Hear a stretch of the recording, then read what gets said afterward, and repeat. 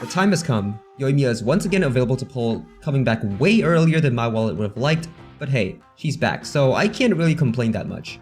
So, it's about time for the Yoimiya simp to make a proper Yoimiya guide. I mean, I made one for Shinobu, so no reason not to make a guide for my one and only queen. Just a disclaimer, once again, I am not a theory crafter and I don't do Genshin math. Everything in this video will be based on data I was able to find on Kaching Main's Yoimiya guide, the Yoimiya Main's Discord server, and my own knowledge and experience for maining Yoimiya for over a year. With that out of the way, let's take a look at her kit. We'll start by taking a look at Yoimiya's strengths and weaknesses. For pros, the most obvious one is that Yoimiya is very easy and straightforward to play. There aren't many advanced techniques or animation cancels that need to be learned that will increase her damage significantly. She has strong single target damage, making her excellent against bosses, which have been pretty common in Abyss these days. She's really flexible in terms of artifact sets and team comps, and she has competitive weapon choices that are very accessible. Also, she's a ranged character, which means you don't need to waste time in stamina chasing after enemies, and you can save stamina for dodging. As strong as she is in terms of single target damage, she's still heavily single target locked, making her struggle against groups of enemies, which are also very common in Abyss. Yoimiya is a pyro DPS, which we already have a lot of, and in her niche, she is outperformed by someone else. I'm sure if you're a Yoimiya main, you've already heard more than enough from the Hu Tao mains. But I'm a Yoimiya loyalist, so I will always prefer Yoimiya over Hu Tao, and I will die on this hill. Being a ranged character, she gets interrupted more easily, which makes her not feel very good to play, often requiring a shielder or interruption resistance to make her gameplay smoother. We'll talk about her talents first because they're the easiest to explain. Her normal attack combo consists of 5 hits, firing a total of 7 arrows. The first and 4th hits each fire 2 arrows with lower damage. The highest damaging arrows are the 3rd and 5th hits. Her charge shot has 2 levels. Charge level 1 will fire a flaming arrow which deals pyro damage, and charge level 2 will generate up to 3 kindling arrows depending on the time charged, which will home in on targets, but they don't do much damage, so it's only really useful for hunting. And torch puzzles. Her elemental skill is the most important part of her kit along with her normal attacks. When activated, she enters Niwabi Ensho, which lasts 10 seconds. Throughout these 10 seconds, her normal attack arrows are infused with pyro, and they receive a special damage amplifier that scales off talent level and is separate from damage percent buffs, so you don't need to worry about stacking too much damage percent regarding this buff.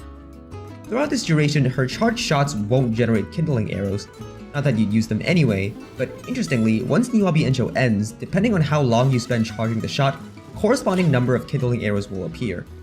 It's important to note that these infused blazing arrows are considered normal attack damage, and the skill itself doesn't do any damage, so any buffs that specifically increase elemental skill damage are useless for Yoimiya. Now for the most controversial part of her kit, her elemental burst, Yoimiya jumps into the air and fires a projectile that can miss and explodes on impact, dealing AoE pyro damage. The burst animation actually moves Yoimiya upward, so it can trigger certain enemy behavior such as a Ruin Hunter's flight. The attack marks one of the hit enemies with an Aurous Blaze. The Aurous Blaze lasts 10 seconds, and when the marked enemy receives damage from teammates, not Yoimiya, it triggers an explosion that deals AoE pyro damage. Up to 1 explosion can happen every 2 seconds, so that's 5 Aurous Blaze explosions max at C0. The skill description says only damage sources that are considered talent damage can trigger the explosion, and it's true. Damage from transformative reactions can't trigger the marked explosion, as if it's not already restrictive enough that Yoimiya can trigger her own Aurous Blaze.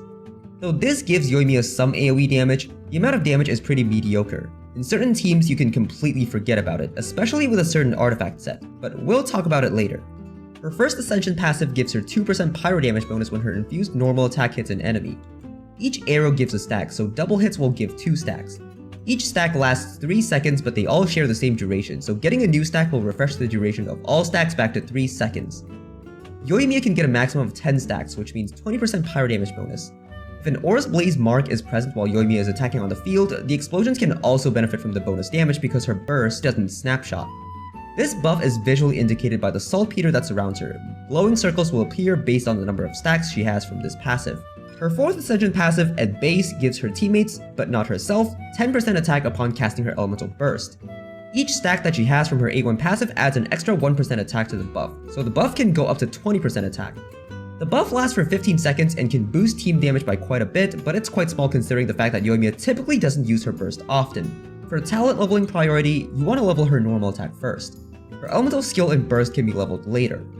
You might think you should level her normal attack and elemental skill equally, but level 10 normal attack and level 1 elemental skill is roughly the same as an 8-to-8 split. Now, for Constellations, we don't need to talk about them. Don't spend money on this shit game.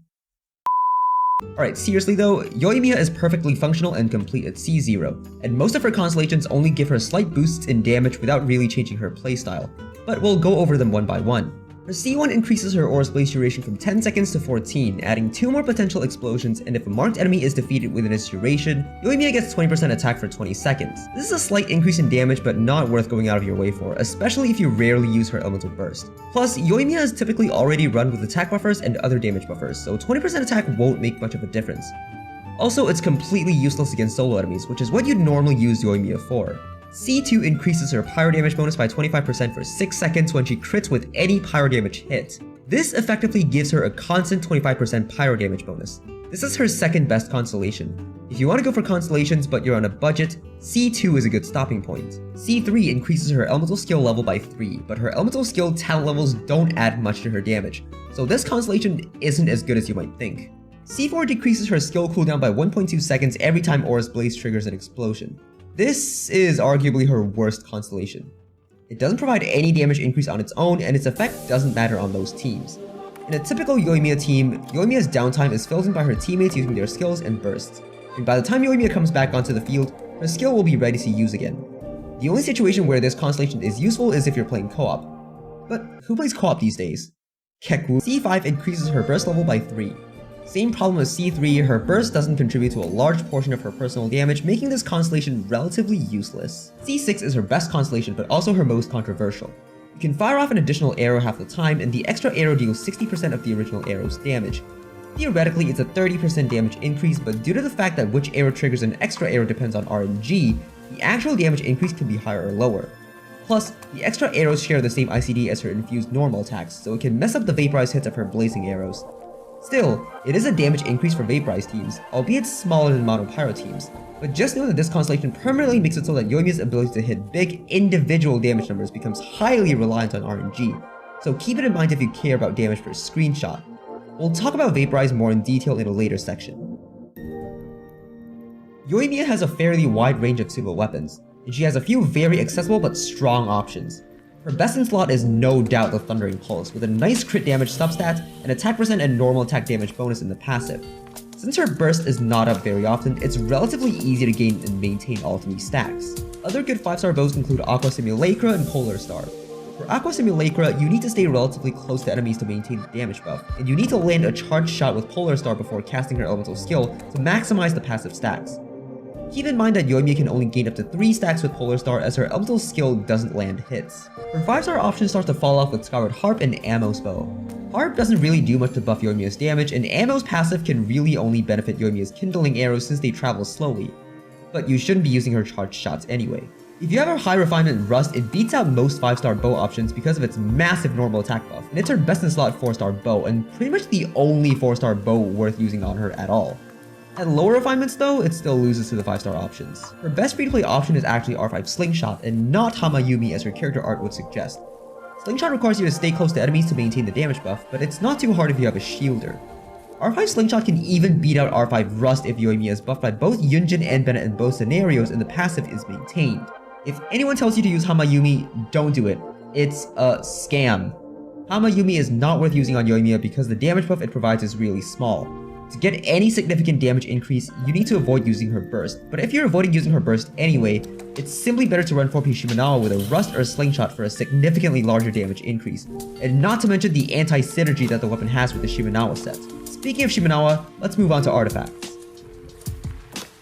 Keep in mind that comparisons between artifact sets below assume equal substats. You should always prioritize stats over set bonuses. We'll start by talking about the elephant in the room. 4P Shimenawa. Should you use it? Well, it depends. In most situations, 4P Shimenawa is Yoimiya's best in slot for her personal damage. Though it has an energy drain mechanic that decreases her burst uptime, her burst doesn't really make up much of her damage, and the normal attack damage buff she gets in exchange can make up for the lost damage from not using her burst, and even more so in certain team comps. But again, we'll get back to this topic in a later section. But generally, if you're running a team comp whose main source of team damage is from Yoimiya's normal attacks, then yes, Shimenawa will be her best in slot. Plus, this set is from the Emblem domain, and you know that you've been stuck in that domain for months now, so stonks for resin efficiency. You might want to avoid the set if you're running her in a team that can benefit more from her burst, especially her A4 passive, like a team with 2 or more off-field DPS units who scale from attack. In that case, let's take a look at some other viable options for her. Ah yes, the infamous 4-piece Crimson Witch of Flames, formerly one of the worst artifacts to farm for because of the domain, but now we can get it from the strongbox. This set is the best if you're playing her in a team focused on pyro reactions where Yoimiya is triggering both Vaporize and Overloaded, commonly known as Overvape. This set doesn't sacrifice burst uptime, allowing her A4 passive attack buff to boost team damage, and also allowing typical teammates like Beto and Fischl to snapshot the buff. 4-piece Retracing Bolide gives a considerable buff to Yoimiya's normal attacks if you're using a strong shielder like Zhongli or Thoma, but the damage bonus is still smaller than Shimenawa, and the 2-piece effect doesn't provide any damage increase, making it strictly worse than both 4-piece Crimson and Shimenawa. 4-piece Echoes works by adding a flat damage bonus to the talent multiplier of a normal attack hit when its effect is triggered. It has a probability-based chance of triggering, and every time it's not triggered, the chance of triggering will go up, making your damage hugely reliant on RNG. Using the set means saying goodbye to playing Vaporized Yoimiya because you have no way of controlling which hits get the damage boost, and if it boosts a non-Vaporized hit, you'll lose a lot of damage, making Vaporized teams even more unreliable than non-reaction teams. Echoes provides the same type of damage buff as Yun Jin, so if you're using Yoimiya and Yun Jin together, Echoes will end up losing to Shimenawa by quite a lot. Another problem with Echoes is that the effect depends on your ping. If you have unstable ping, the trigger rate doesn't work as intended. Basically, just stay away from the set if you already have a good set. The domain is really bad in terms of resin efficiency anyway. 2-piece artifact set combinations can also work well on Yoimiya.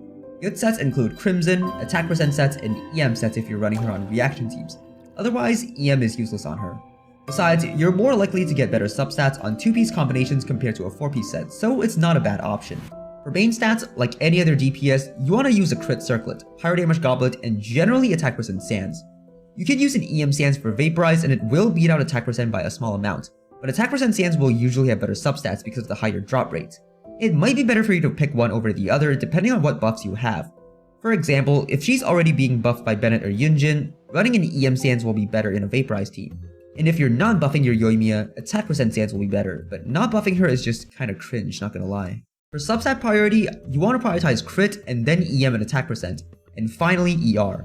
I'd recommend at least 70% crit rate for Yoimiya because unlike AoE characters, Yoimiya can only hit one target at a time, so each hit is either a complete crit or non-crit, while most characters can get away with landing crits on some of the enemies, and you really want to crit on your Vaporize hits. It's important to not sacrifice crit damage to get more crit rate though.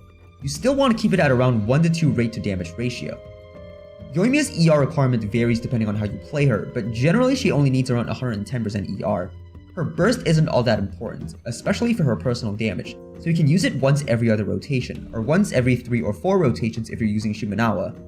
If you're using Thundering Pulse with Shimenawa and you don't intend to use her burst, it's important to avoid having too much ER, because as you're attacking after the 15 energy drain, you can actually fill up your energy too fast and lose the 3rd stack on Thundering Pulse. You shouldn't build more ER in Shimenawa just to burst more. It'll result in a DPS loss. Yoimiya's team comps are very flexible, but I like to see that there are 2 main ways to play Yoimiya. You can play her as a hyper carry where she makes up a large portion of team damage, and another way where she is played with off-field DPS characters as her teammates.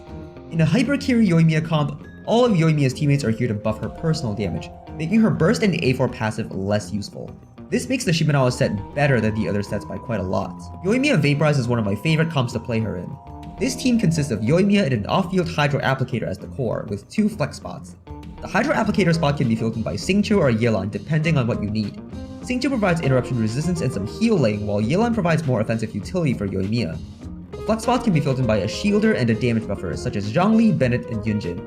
You can use 2 damage buffers for the flex spots and sacrifice a shielder, but that causes some problems for Vaporize that we'll touch on in a later section. Beefy Vape is a vape comp that uses a Pyro Applicator and a Swirler to further amplify the Vaporize damage by using the Viridescent Venerer set to decrease enemies' Pyro resistance. Sucrose and Kazuha are good options for the Anemo slot, with Sucrose providing an EM buff that benefits Vaporize, and Kazuha providing a damage percent buff that can improve Yoimiya's overall Pyro damage output. The Pyro Applicator slot is best filled in by Thoma, who can apply Pyro for swirling afterwards, and also create a shield which is important for Vaporize Yoimiya. Mono Pyro is also another one of my favorite teams. The core here is Yoimiya, Bennett, and an Anemo Swirler. Bennett is here for healing and attack buff as well as Pyro resonance. For the remaining slot, you can use a shielder or another damage buffer. Personally, I like to use Yun Jin for the last slot to maximize Yoimiya's damage potential, and sacrifice shielding since it's not as important for this team as it is for Vaporize teams. Since Bennett can also serve as a battery, depending on your ER and the enemies you're fighting, you can use Yoimiya's burst at the start of your rotation, go through your support skills and bursts, switch back to Yoimiya, and still have enough energy to activate the Shimenawa buff. just not every rotation. Venti can be a good substitute for Kazuha if he's needed on the other Abyss team, as Yoimiya is ranged and she can hit enemies pulled up by Venti.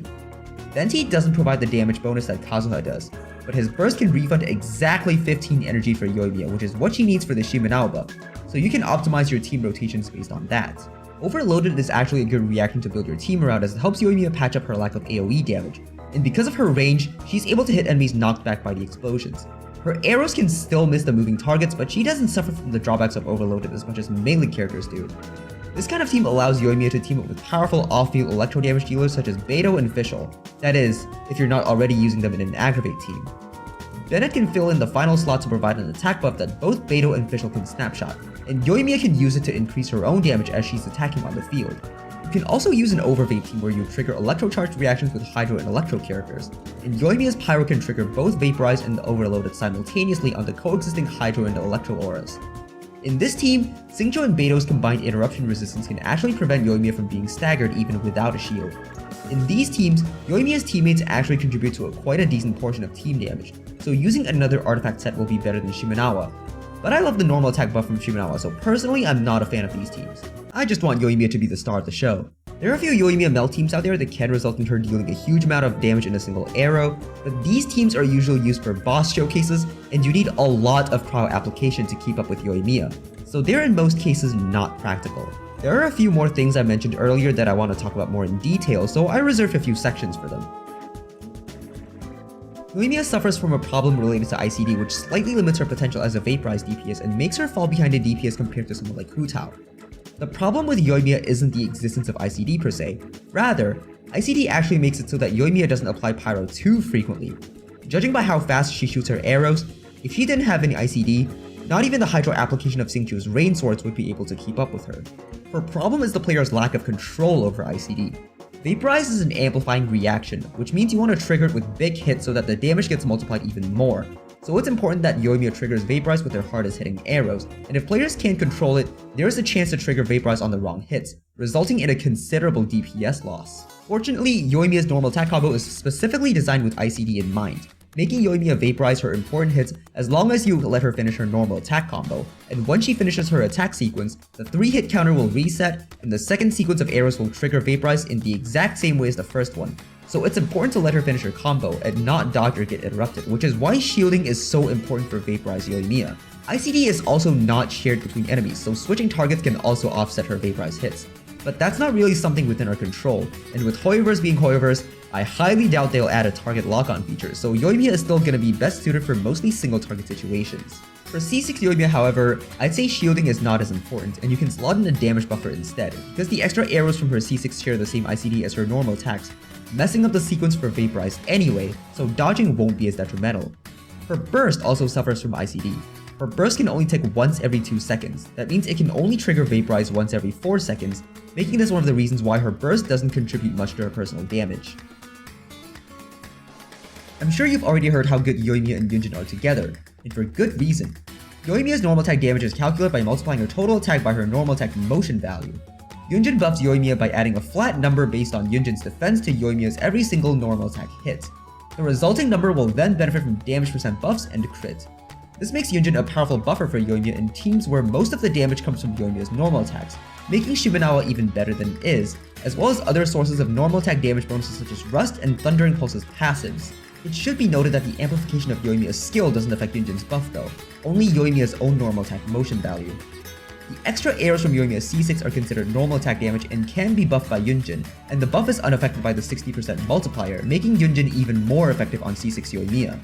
Yun Jin and Bennett are both powerful buffers for Yoimiya. Bennett can heal you, but Yun Jin doesn't restrict you within a circle. Which one is better will depend on the situation, team comp, and constellations of the buffers. But something to note is that C6 Yun Jin will be a better Yoimiya buffer than a C6 Bennett with the same level of investment. Besides, in certain teams, you can use both with Yoimiya and buff her damage to pretty crazy levels. I would personally recommend using C6 Yun Jin over Bennett anyway. I don't know, maybe I'm just an attack speed addict. Speaking of attack speed, Yoimiya can make better use of attack speed buffs than melee characters because unlike melee characters, she doesn't suffer from hit lag, which is applied after attack speed buffs. As it stands currently, Yoimiya doesn't really have any significant interactions with Dendro, though it might change in the future, with the reason being how Dendro interacts with Pyro. The only Dendro reactions that have any connection to Pyro are Burgeon and Burning.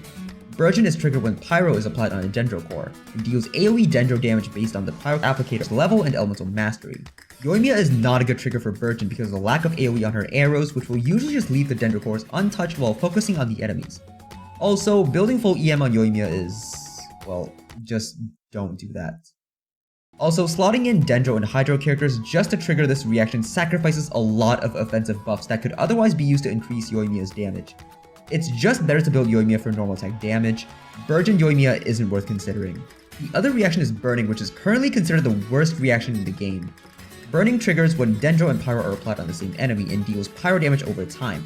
To keep the enemy burning though, you need to consistently reapply Dendro and not Pyro, so the Dendro character will end up being the trigger for burning reactions, making Yoimiya's stats completely irrelevant.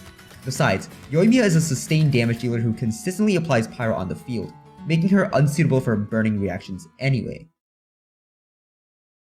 Yoimiya received a lot of negativity when she first came out, for not being nearly as good as the other Pyro DPS characters. She was able to do some pretty decent damage, but it wasn't really competitive. Over the months though, new characters were released who are able to support Yoimiya really well, making her a lot stronger now than she used to be. And honestly, I'm really glad to see that. Although most of her damage is limited to single target, she really excels at what she's restricted to. Combined with her ease of use, she can be a really effective boss killer, especially in Spiral Abyss. Yoimiya is my favorite character, and I'm happy about being able to use her to clear most content because of how strong she's become. Thanks for watching, and I hope this guide helps you. If you enjoyed this video, make sure to give it a like and subscribe if you want to see more Yoimiya content. I'm currently trying to make more content for YouTube, so definitely look forward to that. Also follow me on Twitch to come hang out when I stream. You can also ask me any questions there and I'll try to answer them. At the time of uploading this video, I will be wishing for C6 Yoimiya on my account in a few hours on Twitch, so be sure to drop by if you don't want to miss the action. Take care and I'll see you in the next video.